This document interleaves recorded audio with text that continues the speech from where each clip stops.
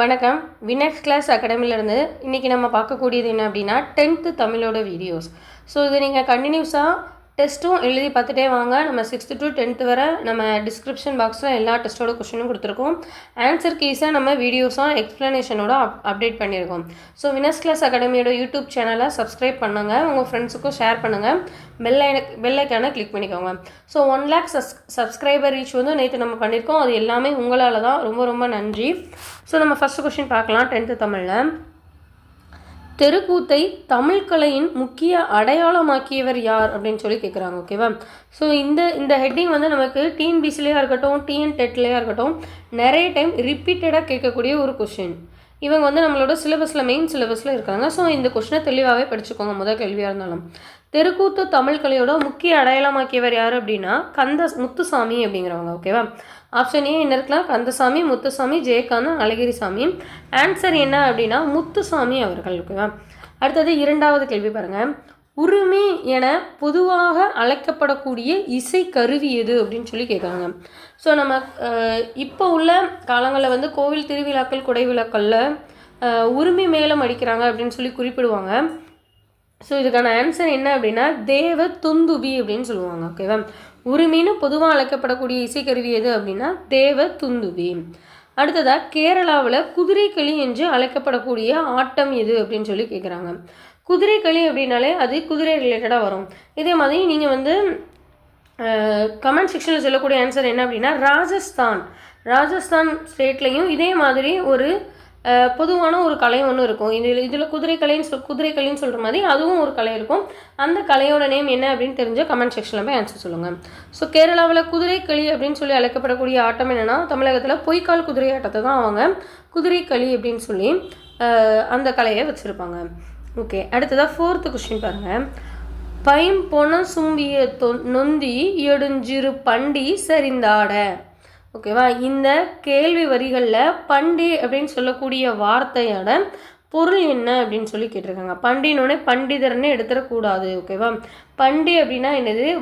வயிறு. ஓகேவா? பண்டி அப்படின்னா வயிறு. ஸோ கொஞ்சம் தெளிவாக ஞாபகம் வச்சுக்கோங்க.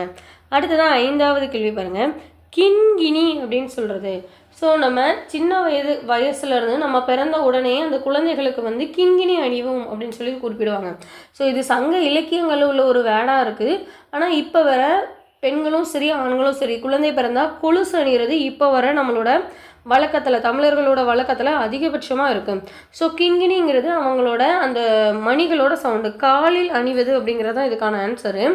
அந்த சத்தத்தை வச்சு குழந்தை போகிறது வர்றது, தெரியாத இடத்துல எங்கேயாவது மிஸ் பண்ணிட்டோன்னா கண்டுபிடிக்கிறது, இதுக்காக தான் கிங்கிணி அணிஞ்சிருப்பாங்க. அந்த காலத்திலேயே மணிகள் சத்தத்தோடையே ஒலிக்கக்கூடிய ஒரு ஒலியாக இருக்கும் அது. அடுத்ததாக 6வது கேள்வி பாருங்கள். சிறுகதை அதோட ஆசிரியர்கள் யார் அப்படின்னு சொல்லி கேட்டிருக்காங்க. ஃபஸ்ட்டு குறிஞ்சித்தேன். ஓகேவா? ஸோ குறிஞ்சித்தேன் அப்படிங்கிறதோட ஆசிரியர் யார் அப்படின்னா ராஜம் கிருஷ்ணம் அவர்கள். ஸோ இந்த ராஜம் கிருஷ்ணம் எழுதிய குறிஞ்சித்தேன் எதை குறிப்பிட்டு இவங்க எழுதியிருப்பாங்க அப்படின்னு கமெண்ட் செக்ஷனில் தெரிஞ்சவங்க சொல்லுங்கள். ஓகேவா? தெரிஞ்சவங்கிறத விட நமக்கு நெக்ஸ்ட் வீக் தான் எக்ஸாம். ஸோ இதை நீங்கள் தெரிஞ்சு தான் இருந்திருக்கணும். ஸோ குறிஞ்சித்தேன் அப்படிங்கிறத ராஜம் கிருஷ்ணனோட எந்த முக்கியத்துவம் கொடுத்து அந்த கதாபாத்திரம் அந்த கதையை எழுதியிருப்பாங்க அப்படிங்கிறத குறிப்பிடுங்க. அடுத்ததாக பாய்ச்சல் வந்து கந்தசாமி அவர்கள் எழுதியிருப்பாங்க. புயலிலே ஒரு தோணி அப்படின்னா சிங்காரம் அவர்கள். உனக்கு படிக்க தெரியாதா அப்படின்னு சொல்கிறது வந்து கமலானயன். ஓகேவா? ஸோ இந்த உனக்கு படிக்க தெரியாத கமலாயன் இது வந்து பிஜிடிஆர்பியில் நமக்கு தமிழ் எலிஜிபிலிட்டி டெஸ்ட்லேயே இந்த கொஸ்டின் இருந்துச்சு. பிஜிடிஆர்பி வந்து இப்போ லாஸ்ட் மந்த்து தான் நடந்துச்சு. ஓகேவா? இப்போ நவம்பர்னா அக்டோபரில் தான் நடந்துச்சு பிஜிடிஆர்பியே. ஸோ 1 monthக்கு உள்ள கொஸ்டினில் கூட நமக்கு இது டிஎன்-டெட்டோட சிலபஸில் இது இருக்குதான். ஸோ அந்த 10thலேருந்து இது கேட்குறதுக்கான நமக்கு வாய்ப்புமே இருக்குது. ஸோ ஆன்சர் என்ன அப்படின்னா ஏ. 6வது கொஸ்டினுக்கு ஆன்சர் ஏ. அடுத்ததான் 7வது கேள்வி பாருங்கள். காலத்தை பொழுதாக கொண்ட நிலங்கள் எது அப்படின்னு சொல்லி கேட்டிருக்காங்க. நம்ம பொதுவாகவே 6 பெரும் பொழுதுகள் வந்து எதுக்கு படிப்போம்னா மருதத்துக்கும் நெய்தலுக்கும் படிப்போம். அப்போது இதில் மருதலும் நெய்தலும் எங்கெல்லாம் இருக்குது அப்படின்னு சொல்லி பார்த்தா 3வது ஆப்ஷன், 4வது ஆப்ஷன், ஃபஸ்ட் ஆப்ஷன் இருக்குது. ஓகேவா? இதில் வந்து மருதம் இல்லை, குறிஞ்சிருக்கு. அப்போ இந்த ஆப்ஷன் கிடையாது, ஒமிட் பண்ணிடலாம். அடுத்ததான் நீங்கள் யோசிங்க. பாலையில் நம்ம கார்காலம் படிக்க மாட்டோம். ஓகேவா? அதே மாதிரி குறிஞ்சிலையும் கார்காலம் படிக்க மாட்டோம்.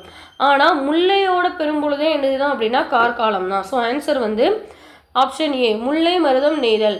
ஏன்னா மருதம் நெய்தல்லையும் கார்காலம் 6 பெரும்பொழுதுகள் இருக்கும்போது வந்து அதில் கார்காலமும் இன்க்ளூடட் தான். முல்லையோட பெரும்பொழுதும் என்னதுன்னா கார்காலம். அதனால் இந்த கொஸ்டினுக்கு ஆன்சர் என்ன அப்படின்னா ஆப்ஷன் ஏ. அடுத்ததாக 8வது கேள்வி பாருங்கள். பாலை நிலத்தில் வாழக்கூடிய பறவை எது? கடற்காகம் கடலுக்கு மேலே இருக்கும், ஸோ அது நெய்தலில் இருக்கும். அன்னம் நீர்ப்பறவை, அதுவும் அந்த மாதிரியான நீர்கள் சார்ந்த இடத்துல தான் இருக்கும். கிளிமயில் காட்டில் இருக்கும் இல்லை மலையில் இருக்கும், இந்த மாதிரி தான். ஸோ ஆன்சர் என்ன அப்படின்னா புறா பருந்து. பாலை நிலத்தில் வாழக்கூடிய பறவை எது அப்படின்னா புறா பருந்து. ஓகேவா? அடுத்ததான் 9th கொஸ்டின் பாருங்கள். சரியான இணை எது அப்படின்னு சொல்லி கேட்டிருக்காங்க. ஓகேவா? சரியான இணை இந்த மாதிரி நமக்கு கலைச்சொல்களும் கொஷினில் இருக்கும். ஸோ நீங்கள் கொஞ்சம் தெளிவாக பார்த்துக்கணும். ஏஸ்தட்டிக்ஸ் அப்படின்னா அழகியல்ங்கிறது தான் இதில் சரியான இணை. எதனால் இங்கிலீஷ் நமக்கு வந்து எக்ஸ்ப்ளனேஷன் கொடுக்காமல் ஸ்ட்ரெயிட்டாகவே ஆன்சர் போகிறோம் அப்படின்னா, நம்ம எல்லாருமே அதிகபட்சமாக தமிழை ஃபோக்கஸ் பண்ணி படிச்சிருப்போம், இங்கிலீஷில் அவ்வளோ ஃபோக்கஸ் கொடுத்துருக்க மாட்டோம். ஸோ இதில் நம்ம எக்ஸ்பிளைன் பண்ணி சொன்னாலுமே உங்களுக்கு மைண்டில் அவ்வளோ ஸ்ட்ராங்காக இருக்காது. ஆனால் ஆன்சர்ஸ் என்னென்னு பார்த்தா நம்ம டக்குன்னு அடுத்த கொஷினுக்கு மூவ் ஆயிடலாம். உங்களுக்கு அந்த கொஷினுமே கொஞ்சம் மைண்டில் நிற்கும், அதனால தான். ஓகேவா? ஸோ அடுத்ததாக 10th கொஷின் பாருங்கள். ஓசை தரும் இன்பம் ஊமையிலா இன்பமடா அப்படின்னு சொல்லி கூறிய கவிஞர் யார் அப்படின்னு சொல்லி கேட்குறாங்க. ஓசை தரும் இன்பம் ஊமையிலா இன்பமடான்னு சொன்னது யாருன்னா நம்ம பாரதியார். ஓகேவா? ஸோ இந்த மாதிரி லைன்ஸ்லாம் கொஞ்சம் தெளிவாக நோட் பண்ணிக்காங்க. 10th தமிழ் நமக்கு ரொம்ப ரொம்ப இம்பார்ட்டன்ட். நம்ம இதுவரை பார்த்த எல்லா டெஸ்ட்டை விட இந்த 10th தமிழ்லேருந்து நமக்கு நிறைய கேள்விகள் வர அதிகமான வாய்ப்பு இருக்கும். ஸோ ஒவ்வொரு கொஸ்டினையுமே கொஞ்சம் தெளிவாக நோட் பண்ணி படிச்சுட்டு வாங்க. அடுத்தது பாருங்கள். ஒருவருக்கு அறத்தையும் இன்பத்தையும் தருவது எது என்று திருவள்ளுவர் குறிப்பிடுகிறார். ஓகேவா?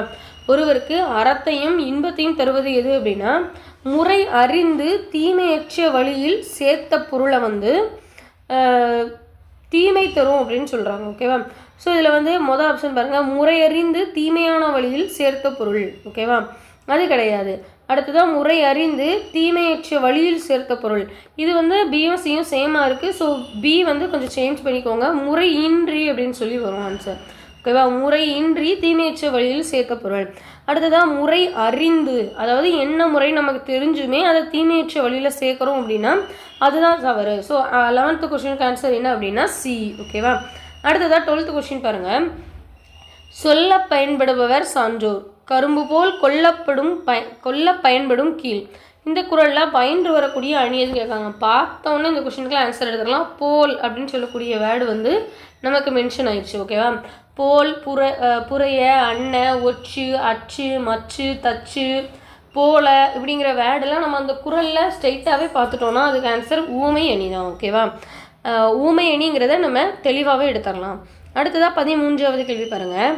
மேப்போ சிவஞானம் சாகித்ய அகாடமி விருது பெற காரணமாக இருந்த நூல் எது அப்படின்னு சொல்லி கேட்காங்க. ஸோ மேப்போ சிவஞானம் சொல்லுவது வள்ளலார் கண்ட ஒருமைப்பாடு. ஓகேவா? வள்ளலார் கண்ட ஒருமைப்பாடு. இதோட இயர் என்னன்னு சொல்லி தெரிஞ்சவங்க கமெண்ட் செக்ஷனில் சொல்லுங்கள். நமக்கு மேப்போவோட அந்த சாகித்ய அகாடமி விருது பெற்ற நூலும் கேட்கலாம், அதோட இயரும் கேட்கலாம். ஸோ நமக்கு வந்து இப்போ இதில் ஆன்சர் வந்து நூல் கொடுத்துட்டோம், அப்போது அதோட இயர் என்னன்னு சொல்லி கமெண்ட் செக்ஷனில் சொல்லுங்கள். ஓகே. அடுத்ததாக 14th கொஸ்டின் பாருங்கள். புலவர்களால் எழுதப்பட்டு கல் தச்சர்களால் கல்லில் பொறிக்கப்பட்டவை என்று அழைக்கப்படுவது இது. ஸோ இது வந்து ராஜராஜ சோழன் அவர்களோட காலத்திலேருந்து கொண்டு வந்துட்டுருக்காங்க. ஸோ அவங்களால தான் இப்போ வர இந்த கல்வெட்டு அப்படிங்கிறதே நிலையாக இப்போ வர இருக்கிறதுமே அவங்களால தான். ஆனால் இதுக்கான ஆன்சர் வந்து கல்வெட்டுன்னு சொல்ல முடியாது. ஸோ இதுக்குன்னு சங்க இலக்கியங்களை ஒரு பெயர் பயன்படுத்தியிருப்பாங்க. அது என்ன அப்படின்னா மெய்கீர்த்தி. இப்போ தான் நம்ம வந்து இப்போ ஒரு கோவில் வந்து புதுசாக ட்ரெஷரியிலேருந்து நம்ம ஓப்பன் பண்ணுறோம் அப்படின்னா அதில் வந்து யார் யார் நன்கொடை கொடுத்தாங்கன்னு நம்ம கல்வெட்டு மாதிரி பதிச்சு போட்டிருக்கோம். அந்த நம்மளோட கோயில்கள்லேயே முன் சுவரில் உபயம் அப்படின்னு சொல்லிலாம் எழுதியிருப்போம்ல, யார் அதுக்கு ஹெல்ப் பண்ணாங்க அப்படின்னு சொல்லிட்டு எழுதுவோம்ல, அதுதான் நம்ம இப்போ உள்ள ஜென்ரேஷனில் கல்வெட்டுன்னு சொல்கிறோம். ஆனால் அப்போ வந்து புலவர்களால் எழுதப்பட்டு கல் தச்சர்களால் கல்லில் பொறிச்சதை என்ன சொல்லுவாங்கன்னா மெய்கீர்த்தின்னு தான் சொல்லுவாங்க. ஸோ நம்ம வந்து சங்க இலக்கியத்தில் உள்ள வேர்டை தான் பயன்படுத்தணும். கல்வெட்டு இருந்ததுன்னா கல்வெட்டுன்னு எடுத்துக்கூடாது ஆன்சர். ஓகேவா? அதை கொஞ்சம் தெளிவாக பார்த்துக்கோங்க. அதே மாதிரி 15வது கேள்வி பாருங்கள். புகார் நகரில் காருகர் என்பவர் யார்? ஓகேவா? புகார் நகரில் காருகருங்கிறவர் யார் அப்படின்னு சொல்லி கேட்குறாங்க. எண்ணெய் விற்கவங்களா, ஓவியரா, நெய்பவரா, வெற்றிலை விற்பவரா? ஸோ காருகருங்கிறவர் நெய்பவர். அதே மாதிரி இதில் வந்து வெற்றிலை விற்போர்னு அவங்களுக்கு ஒரு பேர் இருக்கும், எண்ணெய் விற்போருக்கும் ஒரு பேர் இருக்கும், ஓவியருக்கும் ஒரு பேர் இருக்கும். ஸோ இதெல்லாம் என்னென்னு தெரிஞ்சால் கமெண்ட் செக்ஷனில் சொல்லுங்கள். தெரிஞ்சாங்கிறது எதனால சொல்கிறேன்னா, நீங்கள் உங்களுக்கு ரீகால் பண்ணிவிட்டு சொல்லுங்கள். ஏன்னா நெக்ஸ்ட் வீக் நமக்கு எக்ஸாம் இருக்குது. ஸோ நம்ம அதுக்கு முன்னாடியே நம்ம இதை தெரிஞ்சு வச்சுருக்கணும். ஏன்னா 10th தமிழ் ரொம்ப இம்பார்ட்டன்ட் நமக்கு. ஓகேவா? அடுத்ததாக 16வது கேள்வி பாருங்கள். சிலப்பதிகாரத்தில் மதுரை காண்டத்தில் உள்ள காதைகளை எண்ணிக்கை. சிலப்பதிகாரத்தில் மொத்தம் 3 காண்டங்கள் இருக்குது. அந்த 3 காண்டங்களில் எந்தெந்த காண்டங்களுக்கு எவ்வளோ காதைகள் வரும் அப்படிங்கிறது நம்ம தெரிஞ்சிருக்கக்கூடிய ஒரு விஷயம். அடுத்ததாக அதுக்கான ஆன்சர் என்ன? மதுரை காண்டம் வந்து 13 காதைகளை பெற்றிருக்கும். ஓகேவா? வஞ்சி, புகார், மதுரை இந்த மாதிரி தான் நமக்கு இருக்கும். இதுலேயுமே ஒரு சில ஒற்றுமை இருக்கும். என்ன அப்படின்னா, வஞ்சி அப்படிங்கிறது கரூர் நகரம் வந்து முன்னாடி உள்ள காலங்களில் சொல்லுவாங்க. திருவஞ்சி அப்படின்னு சொல்லுவாங்க. ஸோ வஞ்சை அப்படின்னா கரூர். சிலப்பதிகாரத்தில் உள்ள கோவலன் கண்ணகி அங்கே பிறந்து சோழ நாட்டில் வளர்ந்து மதுரையில் இது பண்ணி புகார் கண்டத்தில் அவங்க வாழ்க்கை நடத்த கொஞ்சம் கஷ்டப்பட்டு மதுரைக்கு வந்திருப்பாங்க. கடைசியாக மதுரை வர மாதிரி இந்த மாதிரி தான் ஒரு சீன்ஸ் க்ரியேட் ஆகிருக்கும். இதில் வந்து என்ன இருக்கும் அப்படின்னா, சேர, சோழ, பாண்டியர்கள் 3 நாடுகள்லையுமே அவங்க வந்து கண்டினியூவாக இருக்கிற மாதிரி. ஏன்னா அவங்களோட இறப்பு குறித்த செய்தி, அவங்களுக்காக கோவில் கட்டப்பட்ட செய்தி எங்கே இருக்கும்னா சேர நாட்டில் இருக்கும். சேரன் செங்குட்டுவன் அவர்கள் வந்து கண்ணகி அவர்களுக்கு கோவில் கட்டியிருப்பாங்க. எங்கே? சேர நாட்டில். அப்போது சோழ நாட்டில் பிறந்து பாண்டிய நாட்டில் வாழ கஷ்டப்பட்டு சேர நாட்டில் அவங்களோட கதை முடியும். ஸோ இந்த மாதிரி 3 காதைகளே ரிலேட்டடாக தான் அவங்களோட காண்டங்கள் என்ன அப்படின்னு சொல்லி மென்ஷன் ஆகிருக்கும் நமக்கு. அடுத்ததாக 17வது கொஸ்டின் பாருங்கள். வேருக்கு நீர் என்னும் புதினத்திற்காக சாகித்ய அகாடமி விருது பெற்ற முதல் பெண் எழுத்தாளர் யார்? ஸோ பெண் எழுத்தாளர் யார் அப்படின்னா ராஜம் கிருஷ்ணன். ராஜம் கிருஷ்ணன்கிறது ஒரு பெண்ணோட பெயர். ஓகேவா? அடுத்ததாக 18வது கேள்வி பாருங்கள். பாடுவதற்கு தகுதியுடைய ஓர் ஆளுமையாளரின் கல்வி, வீரம், செல்வம், புகழ், கருணை முதலியவற்றை போற்றி பாடுவது எந்த திணை அப்படின்னு சொல்லி கேட்குறாங்க. ஸோ உங்களுக்கே தெரியுது, முதல் அடியிலே சொல்லிட்டாங்க, பாடுவதற்கு தகுதியுடையன்னு சொன்னோன்னே அது பாடான் திணை தான். ஒருத்தங்களை பற்றி பாட முடிஞ்சால் தான் அந்த புலவர்கள் பாடி பரிசில் பெறுவாங்க. எதை பற்றிலாம் பாடுவாங்க? அவங்களோட கல்வி, வீரம், செல்வம், புகழ், கருணை இதை பற்றி தான் பாடி, மன்னர்களை இதை பற்றி தான் பாடி பரிசு பெறுவாங்க. ஸோ அதனால் இந்த திணை வந்து பாடான் திணை. அடுத்ததாக 19வது கேள்வி பாருங்கள். கன்சுலேட் என்ற கலைச்சொல்லிற்கு இணையான தமிழ் சொல் இது. ஸோ கன்சுலேட் அப்படின்னா என்னது? துணை தூதரகம். ஓகேவா? 19வது கேள்விக்கு ஆன்சர் என்ன அப்படின்னா துணை தூதரகம். அடுத்ததாக 20வது கேள்வி பாருங்கள். புதுக்கோட்டை அப்படிங்கிற ஊர் பெயரோட மருவு என்னது அப்படின்னு சொல்லி கேட்குறாங்க. ஸோ புதுக்கோட்டை அப்படின்னா புதுகை. ஓகேவா? அப்போது புதுவை அப்படின்னா எந்த ஊர் அப்படின்னு சொல்லி கமெண்ட் செக்ஷனில் சொல்லுங்கள். புதுக்கோட்டைனா புதுகை அப்படிங்கிறத ஞாபகம் வச்சுக்கோங்க. புது கை, கோட்டை, கை அப்படின்னு வர மாதிரி. ஸோ அந்த வரிசையில் தான் முடியும் அப்படின்னு ஞாபகம் வச்சுக்கோங்க. அப்போ தான் இந்த வேர்டு வந்து உங்களுக்கு கன்ஃபியூஸ் ஆகாது. அடுத்ததாக 21வது கேள்வியில் தவறான இணை எது அப்படின்னு சொல்லி கேட்டிருக்காங்க. உதக மண்டலம்னா உதகை அப்படின்னு வந்தால் வரிசையிலே வரும். ஸோ அப்போ இதுதான் தவறானது. மீதி உள்ளதுக்கும் பார்த்துக்கோங்க. ஏன்னா இது வந்து நமக்கு சிலபஸில் இருக்கக்கூடிய ஒரு டாபிக் தான். மயிலாப்பூர்னா மயிலை, அதோட சரியான மருவு என்னன்னா மயிலை. திருநெல்வேலினா நெல்லை. கும்பகோணம் அப்படின்னா குடந்தை. அப்போ புதுவை அப்படிங்கிறது எதை குறிக்கும் அப்படின்னா புதுச்சேரி. ஓகேவா? இப்போ தற்போது குறிப்பிடக்கூடிய பாண்டிச்சேரி, புதுச்சேரி அப்படிங்கிறது தான் புதுவை அப்படின்னு சொல்லுவாங்க. அப்போ வைனா புதுச்சேரி, கைனா புதுக்கோட்டை. வரிசையில் ஃபினிஷ் ஆகுதுன்னா வரிசையில் எடுங்க. அப்போ தான் ஆன்சர் கரெக்டாக வரும் நமக்கு. அடுத்ததாக 22வது கேள்வி பாருங்கள். இரு நாட்டு அரசர்களும் தும்பை பூவை சூடி போரிடுவதோட காரணம் என்ன அப்படின்னு சொல்லி கேட்குறாங்க. தும்பை பூ அவங்களுக்கு எந்த இடத்துல உபயோகப்படும்னா அவங்களோட வலிமையை நிலைநாட்டுறதுக்கு. 2 அரசருமே நீ பெரியவனா நான் பெரியவனா போரிட போகிறதுக்கு அந்த கரண்ட்டாக அந்த எந்த களத்தில் போரிடுதாங்களோ அந்த இடத்துல நின்று தும்பை பூ சூடியிருப்பாங்க. இந்த 2 பேரில் யார் அவங்களோட வலிமை நிலைநாட்டி வெற்றி பெறாங்களோ அவங்க தான் வாகை மலரை சூடியிருப்பாங்க. ஓகேவா? அப்போ தும்பை பூன்னு சொல்லும்போது அவங்களோட வலிமை நிலைநாட்டுறதுக்கு அப்படி பண்ணுறாங்க. ஓகேவா? அடுத்ததாக 23வது கொஸ்டின். சரியான அகர வரிசையை தேர்ந்தெடுத்துக்க. ஸோ நம்ம நிறைய வாட்டி பார்த்துருக்கோம். கசட தபரை வச்சு தான் நம்ம சரியான அகர வரிசை வந்து, ஏன்னா நம்ம ஈஸின்னு நினைப்போம். ஒரு சில நேரம் சின்ன வேர்டு தான் உள்ளே தப்பாக கொடுத்துருப்பாங்க, நம்ம அதை தவறாக குறிப்பிட்டுட்டு வந்துடுவோம். ஸோ அதனால தான் நான் எப்போவுமே இந்த மாதிரியான கொஸ்டின்ஸ் வந்து எழுதி பார்த்து மேக்ஸிமம் ஒரு 2 செகண்ட் தான் ஆகும் இதை நம்ம எழுத. ஸோ இந்த மாதிரி மிஸ்மேட்ச் பண்ணி பார்க்கும்போது ஈஸியாகிடும். ஃபஸ்ட்டு இதில் கிளி ஆசிரியர், தேனி ஆசிரியர். ஸோ 4 ஆப்ஷன் இருக்குது. அதில் தேனி கிளி ரெண்டுமே வராது, ஏன்னா நமக்கு உயிரெழுத்து தான் முதல்ல. ஸோ ஆசிரியர். அதுக்கு அடுத்ததாக ஓனான் அப்படிங்கிறது ஓங்கிறது இங்கே கிளி இருக்குது. ஸோ கிளி மெய்யெழுத்தில் ஆரம்பிக்கும், இது வந்து நமக்கு உயிரெழுத்தில் ஆரம்பிக்கும். ஸோ ஆன்சர் பி தான். ஸோ இவ்வளோ ஈஸியாகவும் இதை பார்க்கலாம். உங்களுக்கு அதுக்குள்ளே கன்ஃபியூஸ் ஆகுது அப்படின்னா நம்ம இந்த மாதிரி எழுதி வச்சும் செக் பண்ணலாம். ஓகேவா? அடுத்ததான் 24th கொஸ்டின் பாருங்கள். செந்தமிழே உள்ளுயிரே செப்பெரியனின் பெருமை என் தமிழ்னா எவ்வாறு எடுத்தே உரை விரிக்கும். இந்த வரிகள் இடம்பெற்றுள்ள நூலை இயற்றியவர் யார் அப்படின்னு சொல்லி கேட்குறாங்க. ஓகேவா? செந்தமிழே உள்ளுயிரே செப்பெரியனின் பெருமை என் தமிழே நான் எவ்வாறு எடுத்தே உரை விரிக்கும் அப்படின்னு சொல்லி இந்த வரிகளை யார் எழுதியிருக்காங்க அப்படின்னு சொல்லி பார்த்தோன்னா துரை மாணிக்கம் அப்படின்னு சொல்லலாம் அவங்கள. ஓகேவா? துரை மாணிக்கம்ங்கிறது யாருடைய இயற்பெயர். ஓகேவா? இதெல்லாம் நம்ம தெரிஞ்சுக்கணும். துரை மாணிக்கம்ங்கிறது ஆல்ரெடி கமெண்ட் செக்ஷனில் நிறைய கொஷின்ஸ் வந்து நீங்கள் கமெண்ட் பண்ணுங்கன்னு சொல்கிறோம். எதனால் சொல்கிறோன்னா லாஸ்ட்டு ப்ரிப்பரேஷன் நீங்கள் பண்ணிகிட்ருப்பீங்க. நீங்கள் டெஸ்ட்டு போடும்போதே இதையும் சேர்ந்து தெரிஞ்சுக்கிட்டே வரும்போது உங்களுக்கு இன்னும் நல்லாவே ஞாபகம் இருக்கும். நீங்கள் படித்தது முதல்ல உங்களுக்கு கிளியராக மைண்டில் இருக்கும். ஓகேவா? துரை மாணிக்கம்ங்கிறது யாருடைய இயற்பெயர் அப்படின்னா பாவலரேறு பெருஞ்சித்திரனாரோட இயற்பெயர் என்ன சொல்லலாம் அப்படின்னா துரைமாணிக்கம் அப்படின்னு சொல்லி குறிப்பிடுவாங்க. ஓகேவா? அடுத்ததான் 25வது கேள்வி என்னன்னா, கரும்பின் அடிப்பகுதியை குறிக்கும் சொல் எது?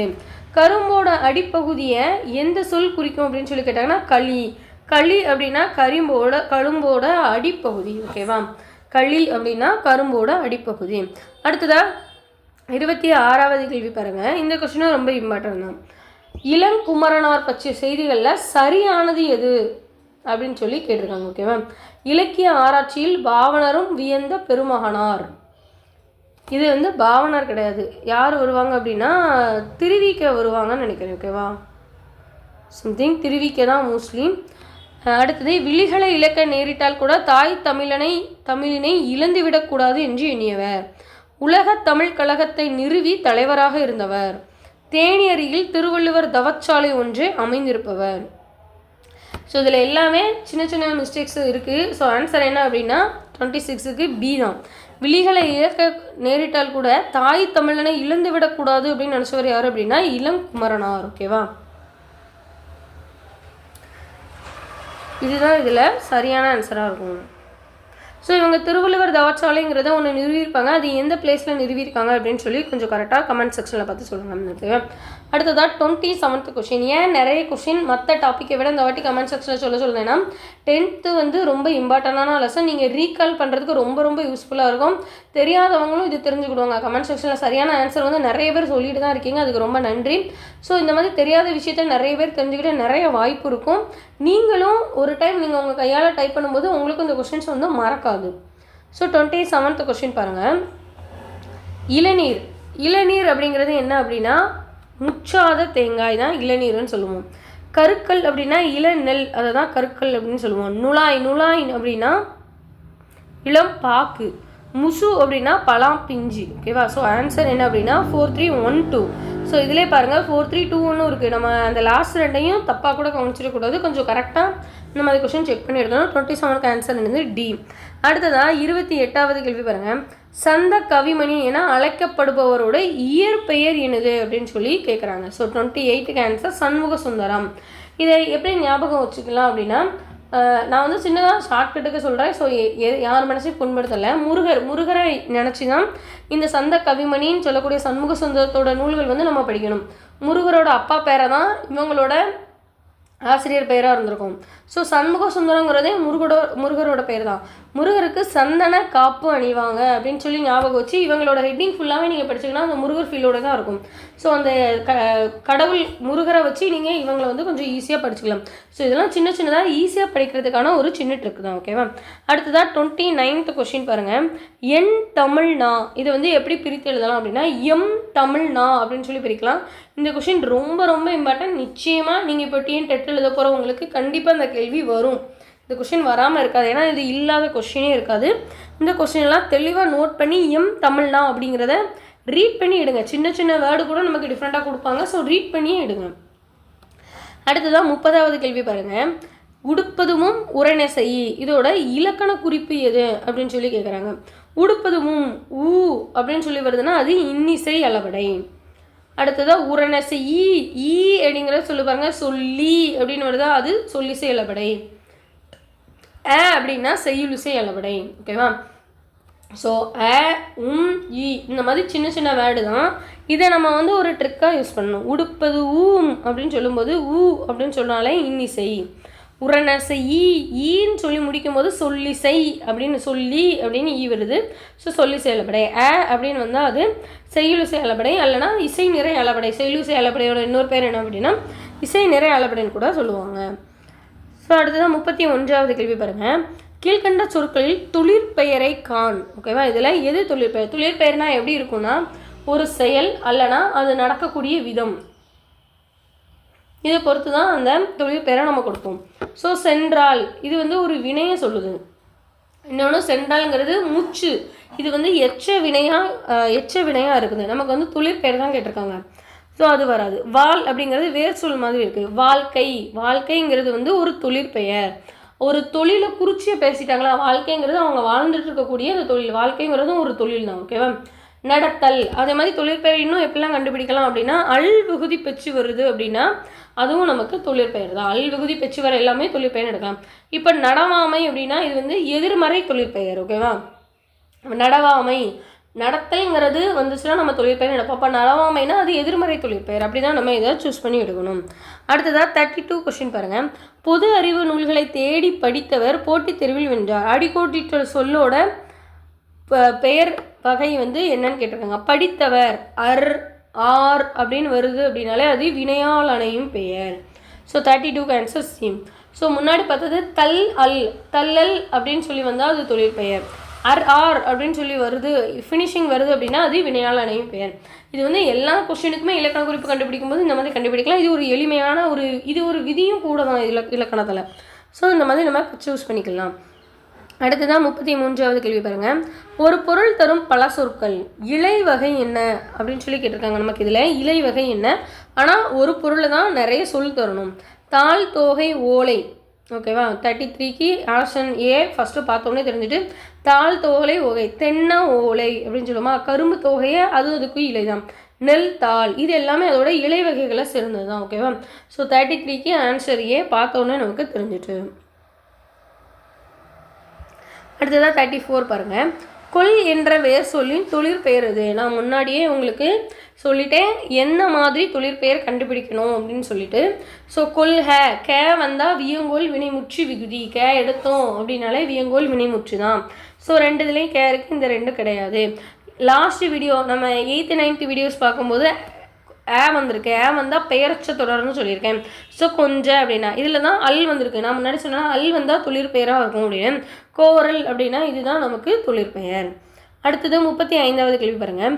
பொறுத்தார் குறுநாளை இன்பம் பொறுத்தாருக்கு பொன்றும் துணையும் புகழ். இதில் ஒரு என்னும் வேர் சொல் எந்த இலக்கணத்தோடு வந்துள்ளது? ஓகேவா, ஒருங்கிறதோட வேர் சொல்லி இதில் எந்த இலக்கணத்தோடு வந்திருக்கு? நமக்கு இதில் என்ன மாதிரியான வேர்டு ஒருன்னு இருக்குது, ஒருத்தார்ன்னு இருக்குது. அப்போ இதில் ஆறுன்னு வந்திருக்கா. அப்போ ஆன்சர் என்னது? வினையால் அணையும் பெயர். நான் முன்னாடி குறிப்பிட்டால் இந்த விதி இது வந்து ஒரு இலக்கணத்துக்கான விதி தான். அல்லன் வந்தால் தொழிற்பெயர், ஆன் முடிஞ்சால் பெயரச்ச தொடர், கேன் வந்தால் வியங்கோல் வினைமுற்று, அதே மாதிரி ஆர் அதெல்லாம் வந்ததுன்னா நமக்கு வினையால் அணையும் பெயர். எந்த சொல்லுக்கு எதிர்மறையாக வருதோ, நடவாமைன்னு வரும்போது அதை எதிர்மறை தொழிற்பெயர்னு பார்க்குறோமா. அதே மாதிரி ஈர்கெட்ட எதிர்பெயரச்சம் அப்படின்னு ஒன்று வரும். அது வந்து கடைசி வேர்டு வந்து நடவாமைங்கிறது மாதிரியே அந்த மீனிங்லேயே வரும். ஸோ எக்ஸாம்பிள்ஸ் நம்ம பார்க்கும்போது வருது அப்படின்னா நான் கண்டிப்பாக உங்களுக்கு அதை ஷுவராக டீட்டெயிலாகவே எக்ஸ்பிளைன் பண்ணிடுறேன். ஓகேவா, அடுத்ததான் 36வது கேள்வி பாருங்கள். கிழக்கு இது வந்து நம்ம ஸ்கூல் புக்கில் நமக்கு கொடுத்துருக்கக்கூடிய கண்டென்ட். இப்போ வந்து நியூ எடிஷனில் வந்து இது கொஞ்சம் கம்மி பண்ணி இதோட ப்ராக்கெட்டில் நிறைய வேர்ட்ஸ் கொடுத்துருப்பாங்க, அது கம்மி பண்ணி போட்டிருக்கதா சொன்னாங்க. ஸோ கிழக்கு அப்படின்னா வாடை காட்சி அடிக்கும் அப்படிதானே. ஸோ கிழக்கு அப்படின்னா வாடை காட்சி அடிக்காது. கிழக்குன்னா கொண்டல் காட்சி, கிழக்கு கொண்டல். ஓகேவா, மேற்கு அப்படின்னா மேற்கு வந்து கோடை காட்சி அடிக்கும். வடக்குன்னா தான் எப்பவுமே வாடைக்காட்சி, வாடைக்காத்து அடிக்குன்னு சொல்லுவாங்க. தெற்குன்னா தென்றல். ஸோ தே கி கோ அதே வரிசையில் வந்திருக்கு. வடக்கு அப்படின்னு சொல்லும்போது வாடைக்காட்சி, அதுவும் அதே வரிசையில். மேற்குன்னு சொன்னால் மட்டும் கூடைன்னு ஞாபகம் வச்சுக்கணும் எப்போவுமே. ஸோ மீதியெல்லாம் அதே வரிசையில் உள்ள ஆன்சராக தான் எப்போவுமே வரும். ஆன்சர் என்ன அப்படின்னா டி. ஓகேவா, ஆன்சர் டி. இதுலேயும் பாருங்கள் 1 3 சேமாக இருக்குது, லாஸ்ட் 2 ஆப்ஷன் தான் டிஃப்ரெண்ட்டாக இருக்குது. ஸோ அதெல்லாம் கொஞ்சம் சூஸ் பண்ணி பார்த்து எடுத்துக்கணும். அடுத்ததாக பாருங்கள் 37வது கேள்வி. உலக காட்சி நாள் கொண்டாடப்படும் தினம் எது? ஓகேவா, உலக காட்சி நாள் அப்படின்னு சொல்லும்போது ஜூன் 15 தான் உலக காட்சி நாள். ஜூலை 15 வந்து தமிழக கல்வி வளர்ச்சி நாள். அடுத்தது 38 சிந்துவுக்கு தந்தை என்ன பாராட்டப்படுபவர். பாராட்டியவர் யாருன்னு கேட்டால் பாரதிதாசன் சொல்லணும். பாராட்டப்படுபவர் யாருன்னு கேட்டால் பாரதி யாருன்னு சொல்லணும். ஓகேவா? சிந்துவுக்கு தந்தை எப்பவுமே யாரு தான்? பாரதி யாரு? இப்படி அவரை பாராட்டினது யாருன்னா பாரதிதாசன். ஸோ ஒரு கொஸ்டினில் 2 இதுக்கான ஆன்சர் நம்ம பார்த்துக்கிறோம். அடுத்ததான் முல்லைப்பாட்டு இயற்றப்பட்ட பா வகை எது? முல்லைப்பாட்டு வந்து ஆசிரியப்பால தான் இருக்கும். ஆசிரியப்பா வந்து மோஸ்ட்லி 3 அடிகள். ஓகேவா? 3 அடி இல்லை 2 அடியிலேருந்து 3 அடிகள்லேருந்து 12 அடி வரை, 12 அடிக்கு மேல் வரை அது இருக்கலாம். அதுதான் என்ன அப்படின்னா ஆசிரியப்பா. ஆசிரியப்பாவோட ஒரு பெரிய சிறப்பு என்ன? ஏகாரத்தில் முடியும். ஸோ இதுவும் ஒரு இலக்கண குறிப்பு மாதிரி தான் இருக்கும். இதையும் கொஞ்சம் ஞாபகம் வச்சுக்கோங்க. அடுத்ததான் 40வது கேள்வி பாருங்கள். கை தொழுது, இதோட இலக்கண குறிப்பு எழுதுக. கை தொழுது. ஸோ இலக்கணம் நம்ம இதில் 2ஆம் வேற்றுமை தொகை, உரிச்சொல், பண்பு தொகை, 3ஆம் வேற்றுமை தொகை கொடுங்க. உரிச்சொல் அப்படின்னா சால, தவ, நனி, கூர், களி இந்த வேர்டு ஃப்ரண்ட்டில் வந்திருந்தால் தான் உரிச்சொல். பண்பு தொகை மை விகுதி வந்திருக்கணும். நமக்கு நம்ம பிரித்தா பொருளை பிரித்தா மை விகுதி வரணும். கை குட்டல் தொழுதுன்னா வருது, மை விகுதி வரல கிடையாது. இப்போ 2ஆம் வேற்றுமை தொகையா 3ஆம் வேற்றுமை தொகையான்னு பார்க்கணும். நம்ம வேற்றுமை தொகைக்கு ஒரு இது படிப்போம். அதோட உருவு மயக்கம் என்னன்னு பார்ப்போம். ஐ, ஆல், கு, இன், அது, கண். இது நிறைய பேருக்கு தெரிஞ்சிருக்கும். ஸோ இது 2, இது 3, இது 4, இது 5, இது 6, இது 7. 1வது வேற்றுமைக்கும் 8வது வேற்றுமைக்கும் உருவு கிடையாது. ஓகேவா? ஸோ இதில் ஐயாளுக்கு இன்னது கண் அப்படிங்கிற வேர்டை ஷார்ட்டாக ஞாபகம் வச்சுக்கோங்க. 2ஆம் வேற்றுமை தொகைனா அதில் ஐ வந்து நமக்கு மறைஞ்சிருந்துருக்கும். தொகை அப்படின்னாலே மறைஞ்சிருக்கு. தொகைனா நிறைய எண்ணிக்கையில் கிடக்கும்போது நமக்கு அது மறைஞ்சிரும்ல. இப்போ 100 நம்பரும் கீழே 1க்கு மேலே 1 அடுக்கி வச்சுருக்கோம். நமக்கு மேலே டாப்பில் தெரியுது 100 தான் தெரியும். அது கீழே இருக்கிறதெல்லாம் அதுக்குள்ளே மறைஞ்சிருக்கு. அப்போ தொகையினாலே மறைந்திருத்தல் அப்படின்னு அர்த்தம். ஸோ நம்ம இந்த வேர்டை பிரிக்கும் போது நமக்கு அந்த இதில் உள்ள ஐயாளுக்கு இன்னது கண் இந்த உருவில் எது மறைஞ்சு வருதோ அதுதான் இதுக்கான ஆன்சராக இருக்கும். கை தொழுது, கையால் தொழுது, கையால் தான் தொழுவோம். கையை தொழுது அப்படின்னு வருமா? வராது. ஸோ நமக்கு 2ஆம் வேற்றுமை தொகையில் ஆன்சர் வந்து 3ஆம் வேற்றுமை தொகை. ஸோ இந்த மாதிரி தான் நம்ம ஆன்சர்ஸ் வந்து இதில் செக் பண்ணி எடுத்து படிக்கணும். ஓகேவா? அடுத்ததான் 41வது கேள்வி. சிவப்பு சட்டை பேசினார். இதில் அடிகோடிட்ட சொல்லுக்கான தொகையோட வகை எது அப்படின்னு கேட்டிருக்காங்க. அண்மை தொகை. ஸோ அண்மை தொகைக்கு நமக்கு மோஸ்ட்லி 3 தான் அதில் நம்ம ஸ்கூல் புக்கில் வந்து உதாரணம் இருக்குது. அந்த 3மே படித்து வச்சுக்கோங்க. அண்மை தொகையில் ஏதானு ஒன்று ஒவ்வொரு டெஸ்ட்லேயும் மாறி மாறி கேட்பாங்க. அண்மை தொகை சிவப்பு சட்டை பேசினார், அதே மாதிரி முறுக்கு மீசை வந்தார் அப்படிங்கிற மாதிரி இன்னொரு டைலாக் இருக்கும். ஸோ இந்த 2மே எப்பவுமே ஞாபகம் ஸ்கூல் புக்ஸில் தெளிவாக உள்ள எக்ஸாமு. அப்புறம் 2010 புக்கில் தான் அண்மை தொகைக்கு இன்னொரு எக்ஸாம்பிள் இருக்கும். ஸோ அதை நான் என்னென்னு செக் பண்ணிட்டு சொல்கிறேன். ஓகேவா? 42 அடுத்ததாக இரு சொற்களுக்கு இடையிலும் இறுதியிலும் என்னும் இடைச்சொல் மறைந்து வருவது. ஓகேவா? மறைந்து வருவது தொகைன்னு சொல்லிட்டோம். கீழே ஆப்ஷன்ஸ் எல்லாம் தொகையில் தான் இருக்குது. ஸோ இதுக்கான அப்படின்னு வேர்டு வந்துச்சுனாலே அது உண்மை தொகை. ஓகேவா?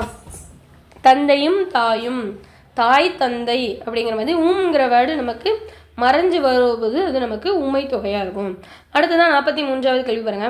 நனந்தலை உலகம் வளையை நேமியோடு அடிக்கோடிட்ட சொல்லோட பொருள். நனந்தலை உலகம் அப்படின்னா ஸோ உலகத்தை குறித்து தான் வருது. அப்போது ஃபஸ்ட்டு ஆப்ஷன் கிடையாது. ஓகேவா? சக்கரம்ங்கிறது கிடையாது. அடுத்தது வட்ட வடிவிலான உலகம், அகன்ற உலகம், சிறிய உலகம் இருக்காங்க. ஆன்சர் என்னன்னா அகன்ற உலகம். 43க்கு ஆன்சர் என்ன அப்படின்னா அகன்ற உலகம். அடுத்ததாக 44 பாருங்கள். கொள்களிறு. ஓகேவா? கொள்களிறு இதுவுமே நம்ம இப்போ தான் எல்லாமே நம்ம படிச்சுட்டு வரோம். ஸோ அதுக்கேற்றாப்புல நம்ம செக் பண்ணி பார்க்கணும். கொள்களிறு வினைத்தொகை. ஆன்சர் என்ன அப்படின்னா வினைத்தொகை. வினைத்தொகை எப்படி கண்டுபிடிக்கணும்னா சுடுசோறு, சுடுகின்ற சோறு, சுடும் சோறு இந்த மாதிரி நம்ம 3 பேட்டர்னை படிப்போமா?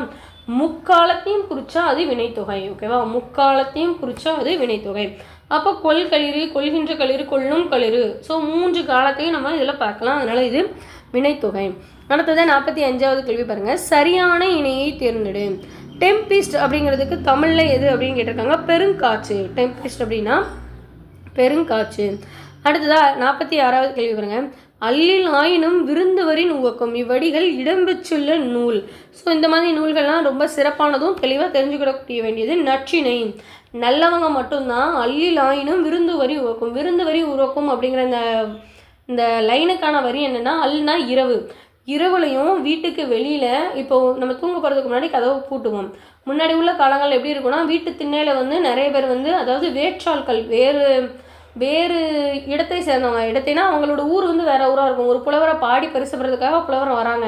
ஸோ புலவரோட ஊர் வந்து சோழ நாடாக இருக்கலாம், இவங்க இருக்கிறது சேர நாடாக இருக்கணும். சேர நாட்டிலேருந்து இந்த புலவரை பாடி பரிசு பெறதுக்கு வர வழியில் நிறைய வீடுகள் இருக்கும். இரவானவனே அவங்களால நடக்க முடியாது. ஸோ யாரோட வீட்டு திண்ணையிலையாவது படுத்து உறங்குவாங்க, இல்லைனா அவங்களுக்கு பசிக்கும். ஸோ இதை தான் வந்து இவங்களை தான் வந்து அந்நிறையும் வரவேற்கிறவங்க நம்ம அந்த காலத்தில் சொல்லியிருப்போம். ஓகேவா? ஸோ இந்த மாதிரி நைட்டில் நம்ம வீட்டில் கதவை கூட்டுறதுக்கு முன்னாடி விருந்து சாப்பிடக்கூடிய யாராவது உள்ளீரோ அப்படின்னு சொல்லி கேட்டுட்டு தான் கதவு மூடுவாங்க. ஏன்னா வெளிலேருந்து பசியை வார யாராவது வந்து நம்ம வீட்டு திண்ணையில படுக்கிறாங்கன்னா கதவு கூட்டுறதுக்கு முன்னாடி கேட்கும்போது ஆமாம் இருக்குன்னு சொன்னாங்கன்னா உள்ளே கூப்பிட்டு சாப்பாடு கொடுத்து அவங்கள வெளில தூங்க வைக்குவாங்க. ஓகேவா? ஸோ இதுக்கு தான் அது வந்து நல்ல மனசு இருந்தால் தான் அவங்களால செய்ய முடியும். ஸோ அது நச்சினை அப்படின்னு யோசிச்சுக்கோங்க. அல்லில் ஆயினும் விருந்துவரின் உவக்கம் அப்படின்னா அது நச்சினை. ஸோ இதெல்லாம் உங்களுக்கு அதை ஞாபகமாக இருக்கிறதுக்கு தான் இந்த ஸ்டோரி சொல்கிறேன். இந்த ஸ்டோரியும் உண்மை தான், நம்ம ஸ்கூல் புக்கில் அப்படியே தான் இருக்கும். அடுத்ததான் நருந்தொகை அப்படிங்கிற நூலோட ஆசிரியர் யார் அப்படின்னா அதிவீர ராம பாண்டியர். நருந்தொகையோட ஆசிரியர் யார் அப்படின்னா அதிவீர ராம பாண்டியர். தவறான இணை 48 தவறான இணை. பொம்மல்னா சோறு தான், படுகர்னா பள்ளம் தான், அல்கினா தங்கி, இரடி அப்படின்னா கிடையாது. இரடி அப்படின்னா அதுக்கான மீனிங் என்னென்னு கமெண்ட் செக்ஷனில் சொல்லுங்கள். ஸோ ஓகேவா? இரடிங்கிறது வந்து மேக்ஸிமம் அந்த திணையாக இருக்கும், இல்லைனா நம்ம சாப்பிடக்கூடிய அந்த உணவாக இருக்கும். வரகு வந்து வராது. ஓகேவா? இரடி அப்படிங்கிறது வேறு ஒரு பொருள் வரும். அது என்னென்னு கொஞ்சம் கரெக்டாக செக் பண்ணி சொல்லுங்கள். அடுத்ததான் 49th கொஸ்டின் பாருங்கள். 10 பட்டு நூல்களில் கூத்தராட்சி படை என அழைக்கப்படும் நூலை. ஓகேவா? கூத்தராட்சி படை அப்படின்னாலே மலைபடுகடாம்னு எடுத்துடணும். கூத்தர் அப்படின்னா புலவர்கள், புலவருக்கு ஆட்சிப்படை என்ன அப்படின்னா மலைபடுகடாம். ஸோ அதுக்கான பெயர் வந்து அதோட மீனிங் பொறுத்து தான் இதில் கூத்தராட்சி படைன்னே நமக்கு கொடுத்துருப்பாங்க. மலைபடுகடாமில் உள்ள நூல்களும் அது மாதிரி தான் இருக்கும். ஓகேவா? அடுத்ததா இரு சொற்களின் பொருள் வேறுபாடு அறிக. ஓகேவா? இதில் எதுக்கு வந்து சரியான ஆன்சர் வரும்னு சொல்லி கேட்டிருக்காங்க. ஸோ நம்ம 50வது கொஸ்டின் பார்க்கலாம். திணை 2 சுழி நையும் இருக்குது, 3 சுழி நையும் இருக்குது. ஸோ இந்த நை 3 சுழி நைன்னு வரும்போது அது ஒழுக்கம் தான். இந்த நை திணை, நெல், வரகு, சாமு, திணை அந்த மாதிரி சொல்லுவோம்ல, அது வந்து எல்லாமே நமக்கு ஒரு உணவு பொருள் தான். ஸோ 15th கொஸ்டினுக்கு ஆன்சர் என்ன அப்படின்னா ஏ. ஓகேவா? அடுத்ததாக 51 பாருங்கள். பண்ணெண்ணாம் பாடற் கேள்பின்றேல் கண்ணெண்ணாம் கண்ணோட்டம் இல்லாத கண் இக்குறளில் பயின்று வந்துள்ள அணி எது அப்படின்னு சொல்லி கேட்குறாங்க. ஸோ இதில் வந்து நமக்கு எடுத்தவுடனே பார்த்தவுடனே தெதுப்போல் அப்படிங்கிற வேர்டு இல்லை. இது வஞ்சு புகழ்ச்சின்னு கிடையாது. இல்லாத ஒரு ஓமையே இதில் நமக்கு குறிப்பிடலை. அப்போ மீதி இருக்க ஆன்சர் என்னது எடுத்துக்காட்டு தான். ஸோ எடுத்துக்காட்டு ஓமையினு இதோட பொருளை நீங்கள் பிரித்து படிக்கும்போது அது போல் அப்படிங்கிற ஒரு வேர்டில் தான் நமக்கு இதோட ஆன்சர் வரும். அடுத்ததாக 52 கொஸ்டின் பாருங்கள். சரியான தொடரை காண்க. ஸோ இதுவுமே என்னதான் அப்படின்னா நமக்கு குறள் தான். ஓகேவா? திருக்குறள் தான். தாளாண்மை என்னும் தகைமை தனக்கு தங்கிச்சே அப்படிங்கிறது தான் இதோட திருக்குறள் ஸ்டார்ட் ஆகக்கூடிய ஒரு குறள் வழி. ஓகேவா? அடுத்ததாக 53 கொஸ்டின் பாருங்கள். கீழ்கண்ட தொடர்களில் பெயரச்ச தொடரை காண்க. ஸோ பெயரச்ச தொடர் நான் முன்னாடியே குறிப்பிட்டிருக்கேன். பெயரச்ச தொடர் எப்படி கண்டுபிடிக்கணும்னு வந்தார் அண்ணன் ஆர் அப்படின்னு வந்திருக்கு. ஸோ இது வினாவணையும் பேரில் போயிடும். பழக பழக பாலும் பிடிக்கும். ஸோ இந்த மாதிரி வேர்டுமே நமக்கு கொடுப்பாங்க. அடுத்தது படித்த கஞ்சியால் சேலையை அலசினேன், மேடையில் நன்றாக பேசினான். ஸோ இதுவும் வராது, இதுவும் வராது, இதுதான் வரும். எதனாலனா படித்த அப்படிங்கிற வேர்டு இதில் தான் இருக்குது. பெயர்ச்ச தொடர் அப்படின்னா அப்படிங்கிறது ஃபினிஷ் ஆகிருக்குன்னு சொன்னேன். ஓகேவா? ஸோ 53க்கு ஆன்சர் என்ன அப்படின்னா சி. அடுத்ததாக தொகாநிலை தொடர்கள் எத்தனை வகைப்படும்? இந்த மாதிரி வகை கேட்குறதெல்லாம் கொஞ்சம் கரெக்டாக ஞாபகம் வச்சுக்கோங்க. தொகானா 9. ஓகேவா? தொகா அப்படின்னா 9. 55வது கேள்வி பாருங்கள். செவ்விலக்கியத்துக்கு இணையான ஆங்கில சொல். செவ்விலக்கியம்னா கிளாசிக்கல் லிட்ரேச்சர். ஓகேவா? ஃபோல்க் லிட்ரேச்சர்லாம் நாட்டுப்புற இலக்கியம். ஃபோல்க் லிட்ரேச்சர் அப்படின்னா நாட்டுப்புற இலக்கியம். 56வது கேள்வி பாருங்கள். பெருமாள் திருமொழியில் உள்ள பாடல்களோட எண்ணிக்கை. ஓகேவா? 56 பெருமாள் திருமொழி மொத்தம் 105 பாடல் இருக்கும் பெருமாள் திருமொழியில். அடுத்ததாக 57வது கேள்வி பாருங்கள். தன் தையல் தலைய ஊழியும் அவை ஈற்றிய அடிகோடிட்ட சொல்லு பொருள் என்ன? அவை அடிகோட்டது தன் பெயல். தன் பெயல் அப்படின்னா குளிர்ந்த மலை, பெயல்னா மலை. ஓகேவா? தன்மைனாலே குளிர்ச்சி தான். மோஸ்ட்லி தன்மைங்கிற வேர்டு எதுக்கு வந்தாலுமே அது குளிர்ச்சி தான் குறிக்கும். ஸோ தன் பெயல் அப்படின்னு சொல்லும்போது குளிர்ந்த மலை. அடுத்ததாக 58வது கேள்வி பாருங்கள். அண்டப்பகுதியின் உண்டை பிறக்கம் இவ்வரிகள் இடம்பெற்றுள்ள நூல் எது? ஸோ இந்த கொஸ்டின்லாம் பார்த்தோன்னே அடிச்சிடலாம். திருவாசகம் தான். திருவாசகத்தில் தான் எப்படி திருவள்ளுவர் ஒரு டயலாக் சொல்லியிருப்பாரோ, சுழன்றும் ஏற்பினது உலகம்னு ஒன்று சொல்லியிருப்பாங்க. அதில் வந்து உலகம் சொன்னாலுமே உலகம் சுழலுது அப்படிங்கிறதையும் அதில் மென்ஷன் பண்ணியிருப்பாங்க. இதே மாதிரி அண்ட பகுதியோட உண்டை பிறக்கம் தான் உலகம் சொன்னது எது அப்படின்னா திருவாசகம். இதை இயற்றியவர் யார் அப்படின்னா மாணிக்க வாசகர். அடுத்ததான் 59வது கேள்வி பாருங்கள். தற்காலத்தோட ஐன்ஸ்டைன் யார் அப்படின்னா ஸ்டீஃபன் ஹாக்கிங். தற்காலத்தோட ஐன்ஸ்டைன் அப்படின்னு சொல்லக்கூடியவர் யார் அப்படின்னா ஸ்டீஃபன் ஹாக்கிங். 60வது கேள்வி பாருங்கள். ஜப்பானில் சாஃப்ட் வாங்கி உருவாக்கிய இயந்திர மனிதனோட பெயர் என்ன? சாஃப்ட் வாங்கி உருவாக்கினா ஒரு இயந்திர மனிதன், அவனோட பேர் என்ன அப்படின்னு சொல்லி நம்மகிட்ட கேட்குறாங்க. பெப்பருங்கிறது தான் அதோட ஆன்சர். அடுத்ததாக 61வது கேள்வி பாருங்கள். அமைச்சர் நாளை விழாவிற்கு வருகிறார். ஓகேவா, விழாவிற்கு வருகிறார். இத்தொடரில் இடம்பெற்றுள்ள வலு அமைதி என்னன்னு கேட்டிருக்காங்க. வலு அமைதி அப்படிங்கிறது அது வந்து சரியான பொருளாக தான் இருக்கும். ஆனால் நம்மளோட அக்செப்டன்ஸ்க்காக நம்ம அதை சரி அப்படின்னு சொல்லி ஏற்றுக்கிடுவோம்ல, அந்த மாதிரியான ஒரு சுச்சுவேஷனை ஹேண்டில் பண்ணுற மாதிரி இருக்கும். ஸோ 61வது கொஸ்டினுக்கு ஆன்சர் என்னென்னா கால வலுவமைதி. ஏன்னா நாளை அப்படின்னு ஒரு வேர்டை மென்ஷன் பண்ணியிருக்காங்க, அதனால இது கால வலுவமைதி அப்படின்னு வரும். 62வது கேள்வி பாருங்கள். பரிபாடல் அடி. அப்போ இது விசும்பும் இசையும் அப்படின்னு சொல்கிறது என்ன அப்படின்னு. விசும்பு அப்படின்னா வானம். ஓகேவா, அசும்பு அப்படின்னாலும் நிலம் அப்படின்னு சொல்லுவாங்க. ஓகேவா, விசும்புன்னா வானம், அசும்புன்னா நிலம். ஸோ விசும்புன்னா வானம், வானத்தையும் வச்சு 3 டைலாக் இருக்குதுல. இசைங்கிறது பாட்டையும் இல்லை புகழையும் இல்லை, இந்த இடத்துல பேரொலியும் மென்ஷன் பண்ணியிருப்பாங்க. பரிபாடல்களில் இந்த இடத்துல அதை பேரொலியாக மென்ஷன் பண்ணிப்பாங்க. அடுத்தது 63வது கேள்வி பாருங்கள். சரியான வளாநிலை அமைந்த தொடர் இது. ஓகேவா, சரியான வளாநிலை. நேற்று வருவான், அப்போ இது தப்பான சென்டென்ஸு. வளாநிலைங்கிறது தான் இப்போ இதில் வந்து வளாநிலை என்னென்னா சரியான வேர்டு தான், அதை தான் வளான்னு சொல்கிறாங்க. நீ வந்தேன், இதுவும் தவிர நீ வந்தாயின்னு சொல்லலாம். இல்லைனா நேற்று வந்தான், ஆமாம் நேற்று தான் வந்தான், ஸோ அதுதான் சரியான. செலியன் வந்தது, இதுவும் நமக்கு தவறானது தான். ஸோ வளாங்கிறது வந்து நமக்கு சரியான பொருள் தரக்கூடியது. அடுத்ததாக 64வது கேள்வி பாருங்கள். இருபொருள் தரும் இணைகளில் சரியானதை தேர்ந்தெடு. கான் 2 சொல்லின்னு வந்திருக்கு, அடுத்த கான் வந்து 3 சொல்லின்னு வந்திருக்கு. 2 சொல்லின்னு வந்துடுறது வந்து காடு அப்படின்னு சொல்லி நம்ம மென்ஷன் பண்ணலாம். ஓகேவா, 2 சொல்லின்னு வந்தால் காடு அப்படின்னு நம்ம மென்ஷன் பண்ணலாம். 3 சொல்லின்னு வந்தால் காட்சி, நம்ம பார்க்குறது. ஸோ ஆன்சர் என்னவாக இருக்கும் அப்படின்னா 64க்கு சி தான். அடுத்ததான் மீட்சி விண்ணப்பம் என்ற கவிதை தொகுப்போட ஆசிரியர் யார்? மீட்சி விண்ணப்பத்தோட ஆசிரியர் யார் அப்படின்னா திசோ வேணுகோபாலன் அவர்கள் தான் மீட்சி விண்ணப்பத்தோட கவிதை ஆசிரியர். அடுத்ததான் 66வது கேள்வி. இது வந்து கம்பருக்கும் கண்ணதாசனுக்கும் நடக்கக்கூடிய ஒரு போட்டியாக இருக்கும். நதி வெள்ளம் காய்ந்து விட்டால் நதி செய்த குற்றமில்லை அப்படிங்கிற பாடல் வரி எழுதினது யாருன்னா இப்போ நமக்கு கண்ணதாசன் தான் இருக்காரு. ஸோ ஆன்சரும் கண்ணதாசன் தான். கம்பரும் இதே மாதிரி ஒரு டைலாக் நதியை பற்றி, நதி வெள்ளம் காய்ந்து விடுதல் அப்படிங்கிறத பற்றி குறிப்பிட்டிருப்பாங்க. ஸோ அடுத்ததான் 67வது கேள்வி பாருங்கள். தலைமுறைக்கு ஒரு முறை மட்டும் மலர்வது எது? ஓகேவா, மூங்கில் வந்து ஒரு தலைமுறைக்கு ஒரு முறை மட்டும்தான் மலரும் அப்படின்னு சொல்லி நம்ம ஸ்கூல் புக்கில் குறிப்பிட்டிருக்காங்க. 68வது கேள்வி பாருங்கள். சமய கலப்பில்லாத மானிட அறம் இயல்பாக நிலவிய காலம் எது? சங்க காலத்தில் தான் சமய கலப்பே சமய கலப்புனா சமுதாயத்தில் உள்ள எந்த ஒரு விஷயமும் கலப்பிடம் இல்லாமல் ஒரு மானிட அறம் சரியாக நிலவின காலம் தான் எது அப்படின்னா சங்க காலம். அடுத்ததாக 69வது கேள்வி பாருங்கள். செல்வத்து பயனை ஈதல் துய்ப்போம் எண்ணின தப்புக பலவை. இந்த கொஸ்டின்லாம் ரொம்ப இம்பார்ட்டன்ட். நிறைய தடவை நமக்கு டிஆர்பிலையுமே டெட்டு அப்படின்னு சொல்லக்கூடிய, அதாவது தமிழ் எலிஜிபிலிட்டி டெஸ்ட்டில் இந்த கொஸ்டின் கேட்டிருக்காங்க. என்ற புறநானூறு பாடல் வரிகளை பாடியவர் யார்? அவங்களே சொல்லிட்டாங்க இது ஒரு புறநானூறு வரிகள் அப்படின்னு சொல்லிட்டு. இதை பாடினது யாருன்னா மதுரை கணக்காயனார் மகனார் நக்கீரனார். ஓகேவா, செல்வத்து பயனை ஈதல் துய்ப்போம் எண்ணினே தப்புன பலவே அப்படின்னு சொல்லக்கூடியதோட ஆன்சர். அடுத்ததாக 70வது கொஸ்டின் பாருங்கள். சேர அரசர்களின் கொடைப்பெருமையை பற்றி கூறும் நூல். சேரர்களோட கொடைப்பெருமைனாலே பதிச்சு பற்றில் மொத்தம் 10 அரசர்களை பற்றி குறிப்பிட்டிருப்பாங்க. அதில் வந்து நமக்கு கிடச்சிருக்கதே 2 நூல் தான் கிடச்சிருக்குன்னு சொல்லுவாங்க.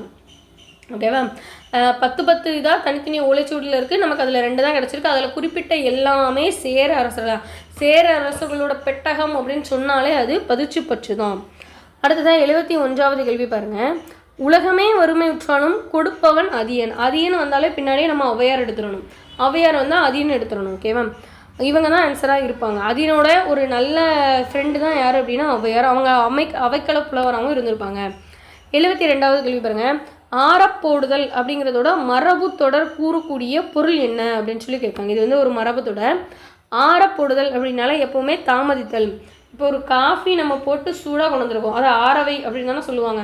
ஒரு சில பேச்சு வழக்கு வந்து ஆரவை அப்படின்னு சொல்கிறது தான். ஆரவைனா அதை தாமதமாக எடுத்து குடிச்சுக்கிறேன், அப்போ தான் அது ஆறி இருக்கும், எனக்கு குடிக்கிறதுக்கான ஏற்ற பருவம் இருக்கும் அப்படின்னு குறிப்பிடுறதுக்காக அதை சொல்கிறாங்க.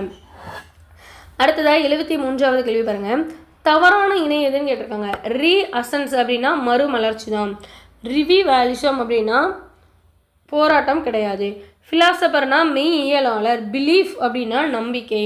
அப்போது ரீவிவாலிசம் அப்படின்னா என்னன்னு சொல்லி கமெண்ட் செக்ஷனில் சொல்லுங்கள். ஓகேவா? ஸோ 74th கொஸ்டின் பாருங்கள். சில நேரங்களில் சில மனிதர்கள், இந்த மாதிரியான டாபிக்ஸ்லாம் நல்லா அழகாக நம்ம ஃபீல் பண்ணி படிச்சுக்கலாம்.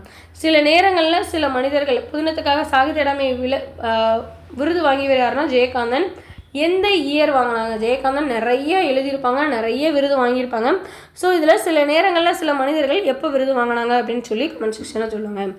அடுத்ததாக 75வது கேள்வி பாருங்கள். அசும்பு அப்போதான் இப்போ தான் நம்ம விசும்புன்னு சொல்லி பார்த்தோமா, விசும்புக்கு ஆப்போசிட்டாக அசும்புன்னா என்னன்னு சொல்லி நான் அந்த கொஷினில் சொல்லிட்டேன். ஸோ இப்போ கொஷின் வந்திருக்கு பாருங்கள். அசும்பு அப்படின்னா நிலம், துணர் அப்படின்னா மலர்கள், சேக்கைனா படுக்கை, கொம்புனா கிளை. ஓகேவா? கொம்புனா நம்ம மாடோட இதையும் சொல்லலாம், மரத்தோட கிளையும் சொல்லலாம். ஸோ ஆன்சர் என்ன அப்படின்னா ஏ. ஓகே, அடுத்ததாக 76வது கேள்வி பாருங்கள். கிறிஸ்துவின் வருகை அறிவித்த முன்னோடி யார் அப்படின்னா அருளப்பன். அருளப்பன் இதில் வந்து எல்லா பேருமே நம்ம அவங்கள வச்சு தான் வெடிப்போம். ஆனால் ஒரு ஸ்கூல் புக்கில் தெளிவாக ஒரு லைன் கொடுத்துருப்பாங்க. கிறிஸ்துவோட வருகையை அறிவித்த முன்னோடி யார் அப்படின்னா அருளப்பன் கொடுத்துருப்பாங்க. ஓகேவா? ஸோ அடுத்ததாக 77 பாருங்கள். தமிழின் முதல் அகராதியான சதுரகாதியை எழுதியவர் யார்? தமிழில் முதல்ல உள்ள அகராதியான சதுரகாதி எழுதினது யார் அப்படின்னா வீரமாமுனிவர். 78வது கேள்வி பாருங்கள். அடுத்ததான் கரிசல் எழுத்தாளர்களின் வரிசையில் மூத்தவர் யார்?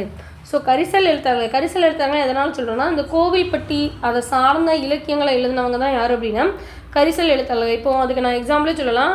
நம்ம பார்த்துட்டு இருக்கக்கூடிய படங்களில் நிறைய படங்கள் கரிசல் எழுத்தாளர்களை வச்சு தான் வந்திருக்கும்.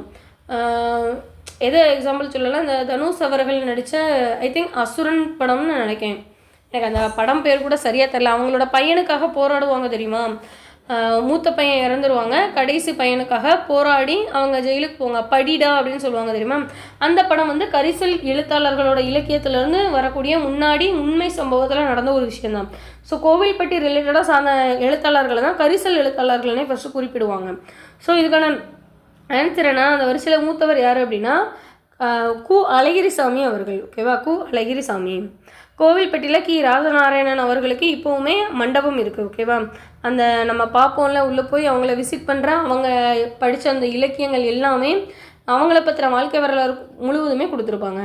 அடுத்ததாக 79வது கேள்வி பாருங்கள். அன்பும் மரணம் உடைத்தாயின் வாழ்க்கை பண்பும் பயனும் அது குரலில் பயின்று வந்துள்ள அணி. இது எல்லாருமே நம்ம பார்த்துட்டே இருக்கக்கூடிய அணி தான் நிரல் நிறை அணி. அன்புக்கு பண்பும் அரணுக்கு பயனும். ஓகேவா? இது வந்து நிரல் நிறை அணி. மேலே வந்து நிரல், கீழே இருக்கிறது நிறை.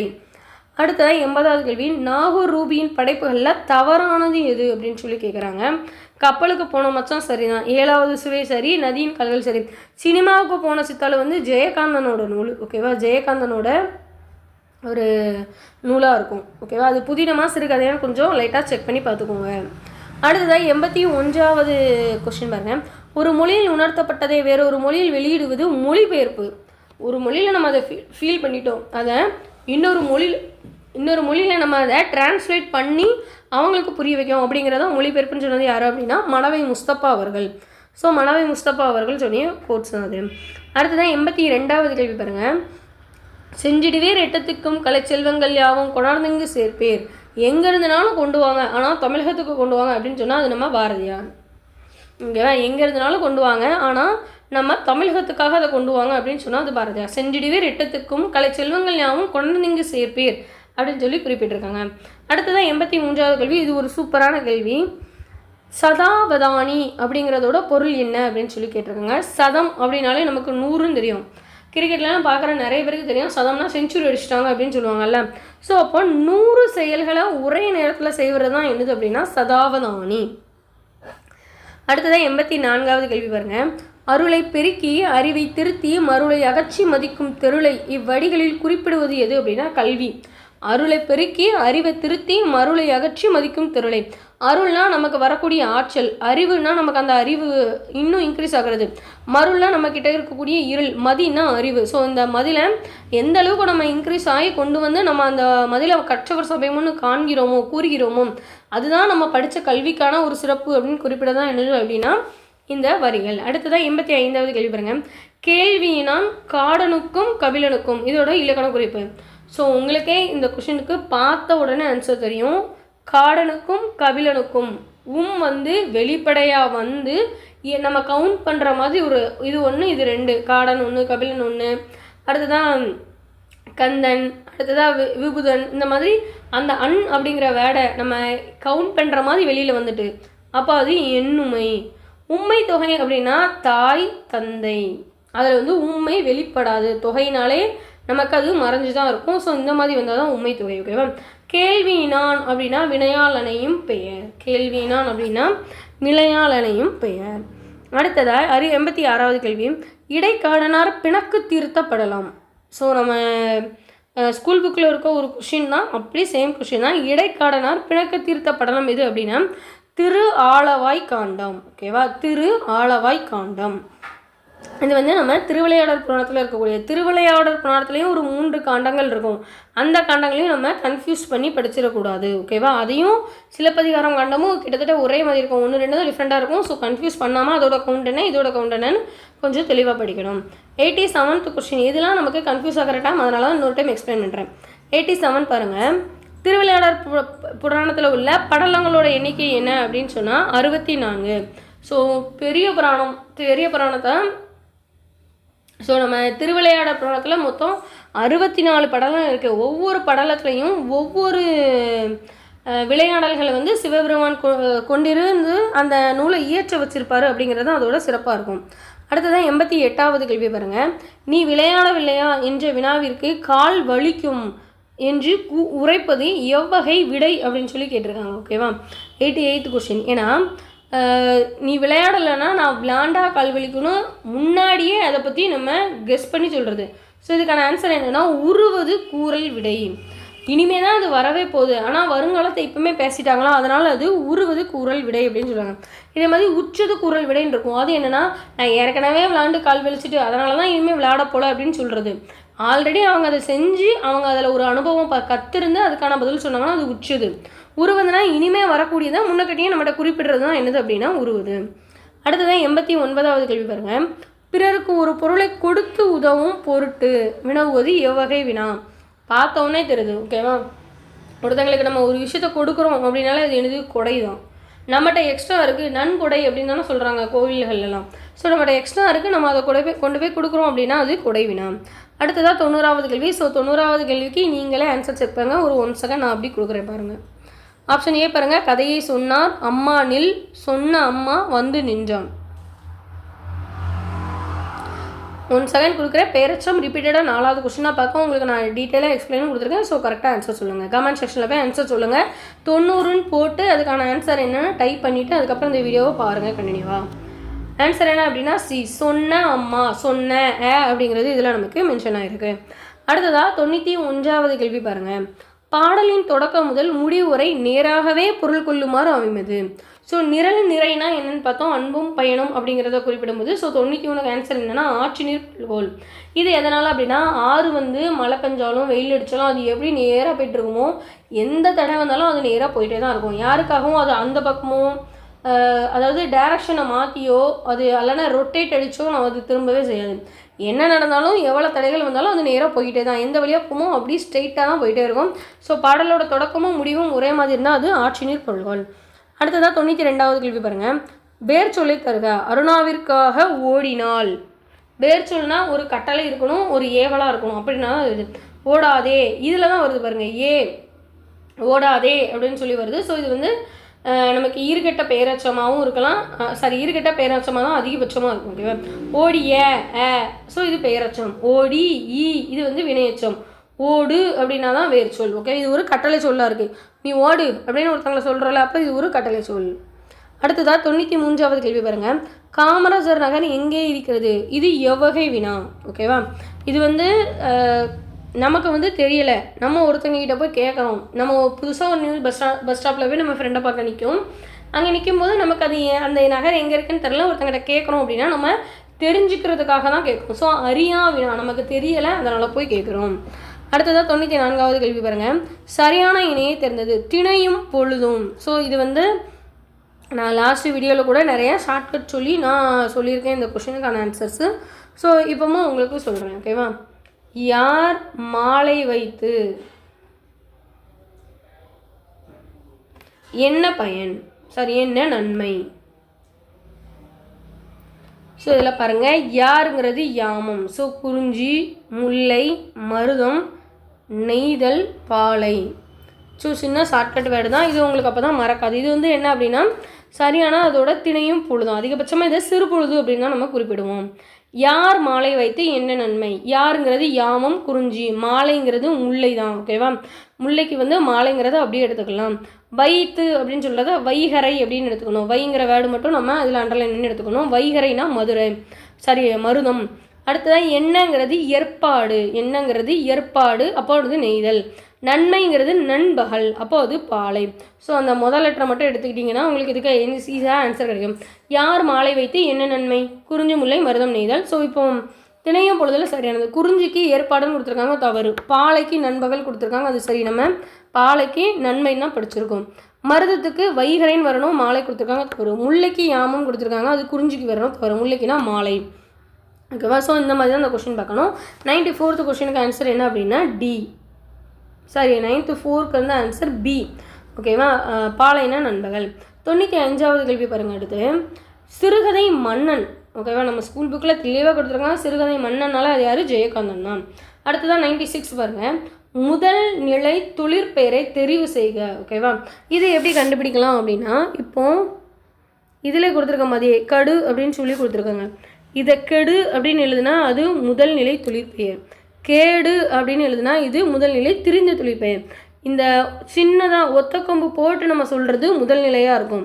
ரெட்டை கொம்பு போட்டு வருது அப்படின்னா இந்த முதல் நிலை திரிந்த சொல்லாக இருக்கும். அதுக்கு அடுத்த சொல்லாக நம்ம எடுக்கிறோம்ல, கேனும் நம்ம வந்து உயிரிழத்தை மீன் பண்ணி எடுக்கிற மாதிரி, ஓகேவா? இது வந்து குறில், இது குறிலாக இருக்கும், இது நெடிலாக இருக்கும், ஓகேவா? முதல்நிலை திரிந்த சொன்னால் நெடியில் இருக்கும். அப்போ கடுங்கிறதுல இப்போது கெடுனா முதல்நிலை தொழிற்பெயர், கேடுனா முதல்நிலை திரிந்த தொழிற்பெயர் அப்படின்னா அதுக்கான ஆன்சர் இருக்கும். அப்போ நம்மகிட்ட இதில் முதல்நிலை தொழிற்பெயர் எதுங்க? திடுதல்ங்கிறது தொழிற்பெயர். ஆனால் முதல்நிலை தொழிற்பெயர்னா முதல்ல என்ன வரும்னா 2 வேர்டு தான் வரும், ஓகேவா? 2 வேர்டு இல்லை, சாரி 2 லெட்டர், ஓகேவா? 2 லெட்டர், ஓகேவா? கேடு அப்படிங்கிறது முதல்நிலை திரிந்த பொருளாக இருக்கும். அப்போ கெடுங்கிறதும் இதுக்கான ஆன்சராக இருக்கும், ஓகேவா? ஸோ இந்த மாதிரி தான் இதை கண்டுபிடிக்கணும். அடுத்து தான் 97th கொஸ்டின் பாருங்கள். விருந்தினரும் வறியவரும் நெருங்கி உண்ண மென்மேலும் முகமலரும் மேலோர் போல அப்படிங்கிற அடிகள் வந்து எந்த நூலில் இடம் வச்சிருக்கு அப்படின்னா கலிங்கத்து பரணி, ஓகேவா? விருந்தினரும் வறியவரும் நெருங்கி உண்ண மென்மேலும், வீட்டுக்கு வந்த விருந்தினர் நம்மளோட வறுமையிலையும் நம்ம கொடுக்குறத முகம் மலர்ச்சியோட அவங்களும் வாங்கி சாப்பிட்றாங்க, நம்மளும் அவங்க சாப்பிட்றத பார்த்து முகம் மலர்ச்சியோடு இருக்கிறோம் அப்படின்னா அதுதான் எது அப்படின்னா கலிங்கத்து பரணியில் இந்த நூலை வந்து நமக்கு அந்த வரிகளை கொடுத்துருக்காங்க. அடுத்ததாக 28th கொஸ்டின் பார்த்த உடனே தெரியுது. நன்மொழியோட இனக்கலை குறிப்பு பிரித்தா நன்மை கூட்டல் மொழின்னு வரும். ஸோ 98க்கு ஆன்சர் பி. அடுத்ததான் அகர வரிசைப்படி சொற்களை எழுதுக. ஸோ நம்ம நிறைய டைம் பார்த்துருக்கோம் அகர வரிசை எப்படி பிரிக்கணும் எப்படி பார்க்கணும் அப்படின்னு சொல்லி நிறைய டைம் பார்த்துருக்கோம். கசட தபர அப்படின்னு எழுதி வச்சுக்கோங்க. ஸோ உங்களுக்கு அப்போ தான் கன்ஃபியூஸ் ஆகாமல் இருக்கும். ஞஞன நமன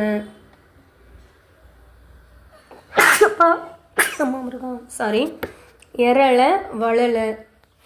ஸோ முதல்ல கே வரிசை. ஸோ இந்த சாவை எடுத்துடலாம். அப்போது கே வரிசையிலுமே